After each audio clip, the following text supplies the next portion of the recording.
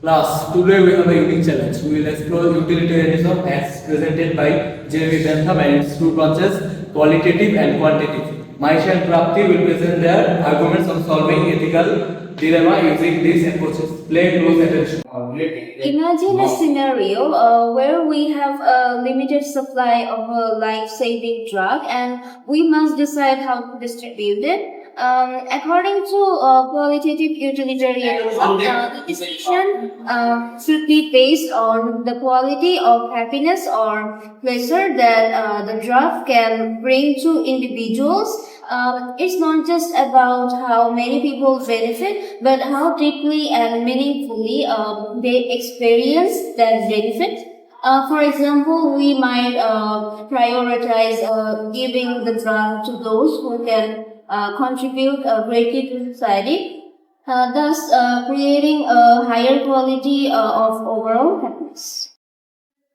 I understand your point, Maisha, but it's terribly named. According to quantitative utilitarianism, we must maximize the total amount of happiness or pleasure, regardless of its quality. It's a number game if giving the drug to a larger number of people results in greater sum of happiness. That's a path we should take.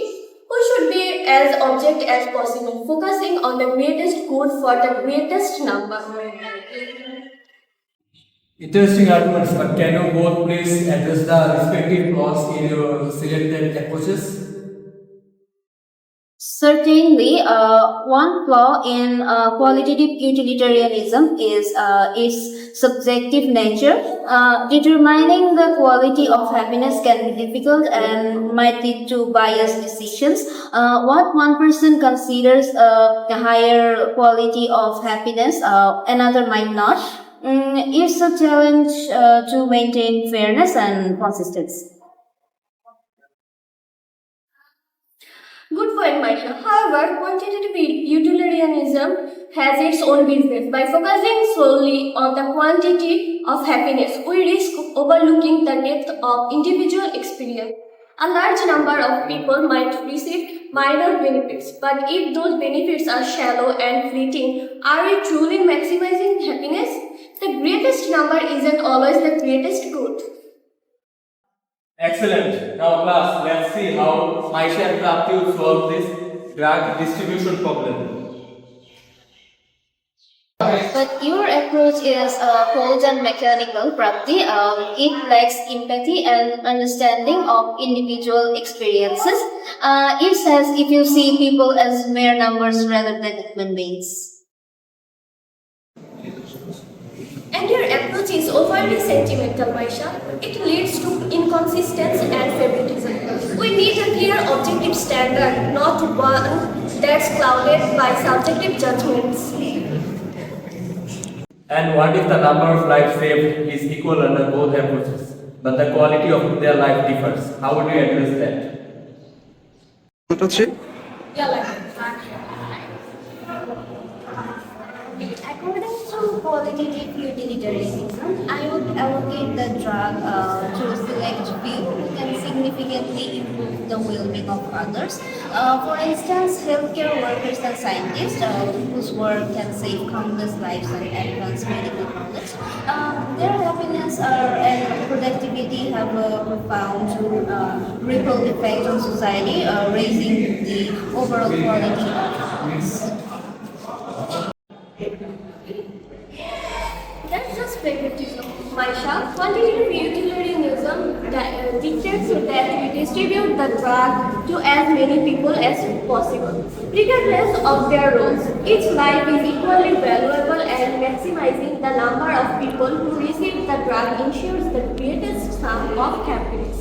We should focus on the sheer number of lives saved, not just the potential impact of it. If the number of lives saved is equal, then we must consider the long-term effects on society.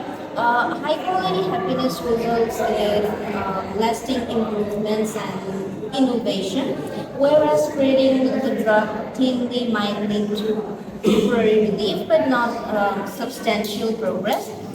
We should think beyond immediate numbers and focus on sustainable happiness.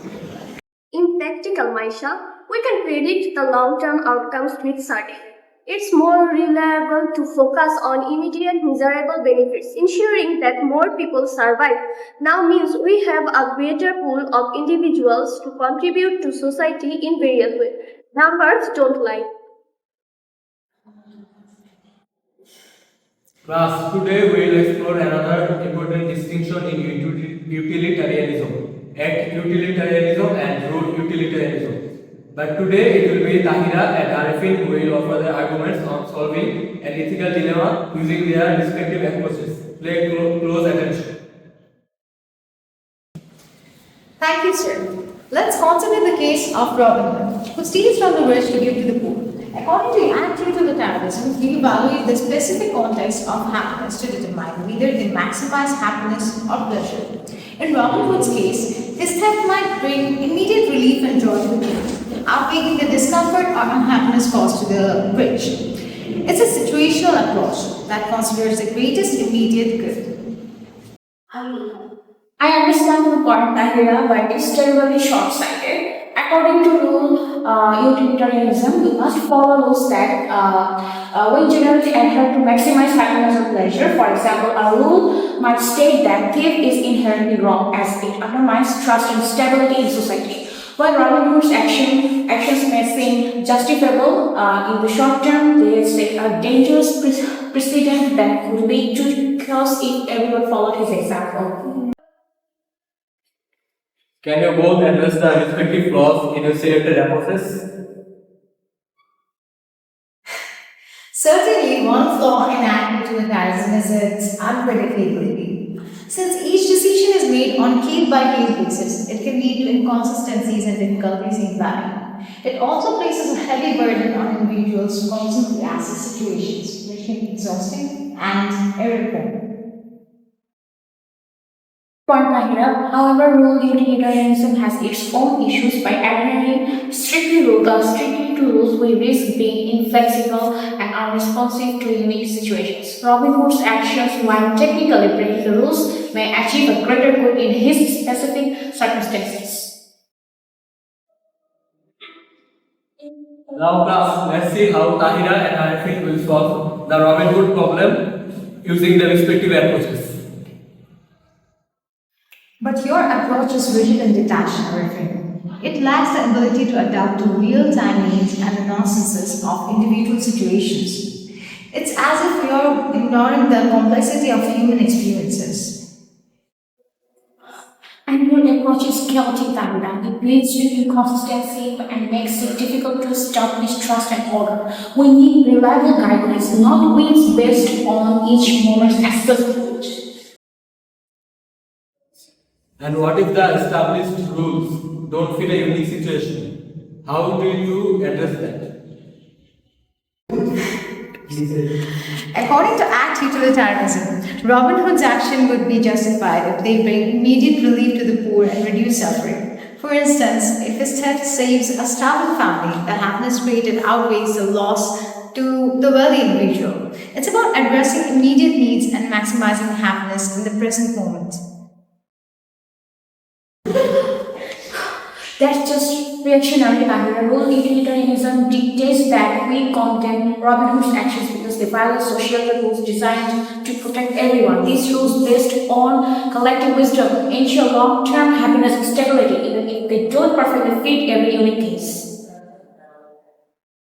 If the rules don't fit, we must be flexible and adapt to the specific context. Act Utilitarianism adapts for that flexibility, ensuring that we can make sure the best possible decision in real time, rather than being constrained by rigid guidelines.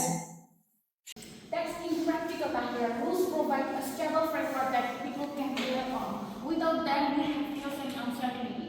Rule utilitarianism ensures that our actions are grounded in constant principles, even they may not perfectly align with every individual situation.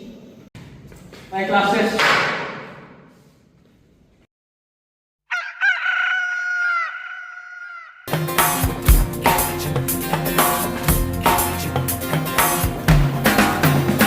जब life हो out of control होठों को करके गोल हो होठों को करके गोल, सीटी बजा के बोल। लाइफ हो आउट ऑफ कंट्रोल, होठों को करके गोल, होठों को करके गोल, सीटी बजा के बोल। मुर्गी क्या जाने अंडे का क्या होगा, अरे लाइफ मिलेगी या तवे पे फ्राई होगा। कोई न जाने अपना फ्यूचर क्या होगा। होठ घुमा सीढ़ी बजा के बोल भैया।